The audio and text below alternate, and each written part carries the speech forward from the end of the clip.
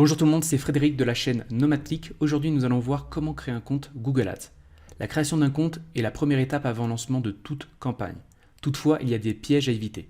Nous verrons dans un premier temps deux choses à prendre en considération avant de commencer et ensuite, nous verrons les 5 étapes à suivre pour configurer votre compte.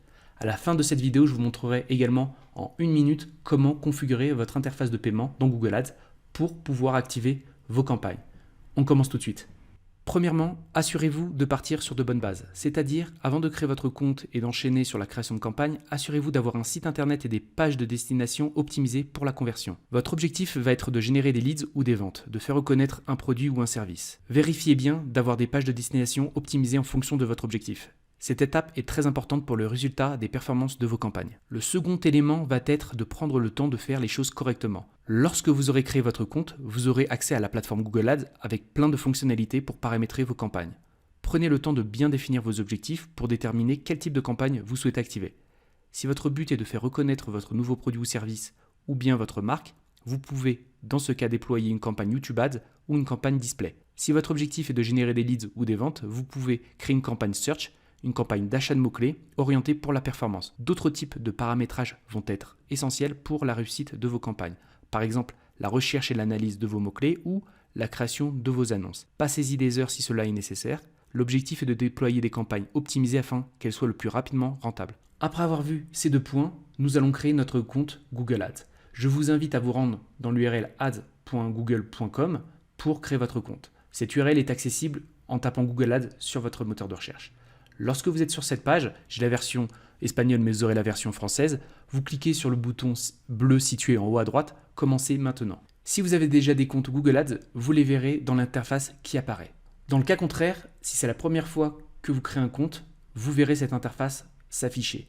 Il suffit juste de renseigner votre adresse Gmail et de cliquer sur suivant.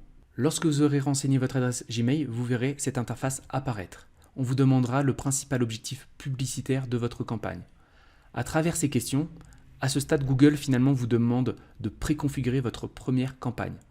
Et cela ne nous intéresse pas. Si vous souhaitez avoir le contrôle à 100% de vos campagnes pour le paramétrage, ce qui est le plus intéressant, c'est ce que je vous recommande, cliquez en bas sur le lien « Activer le mode expert ».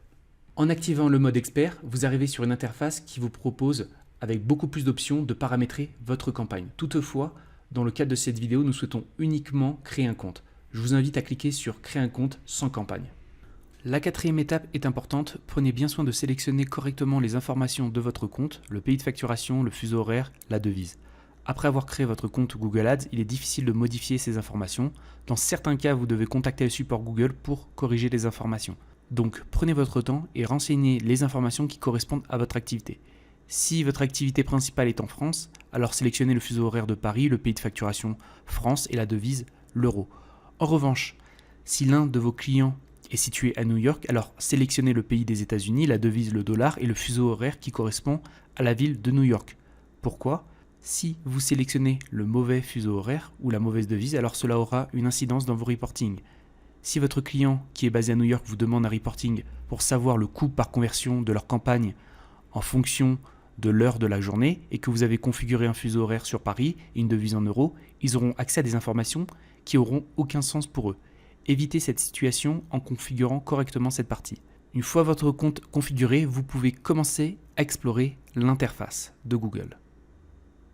Vous arrivez sur votre tableau de bord qui affiche les résultats de l'ensemble de vos campagnes. À ce stade, vos données sont vierges et votre compte ne peut toujours pas diffuser d'annonces. Avant de créer vos premières campagnes, vous devez saisir vos informations de facturation. Rendez-vous dans la barre de menu, vous cliquez sur Outils et paramètres, vous vous rendez dans la partie facturation et vous cliquez sur Paramètres.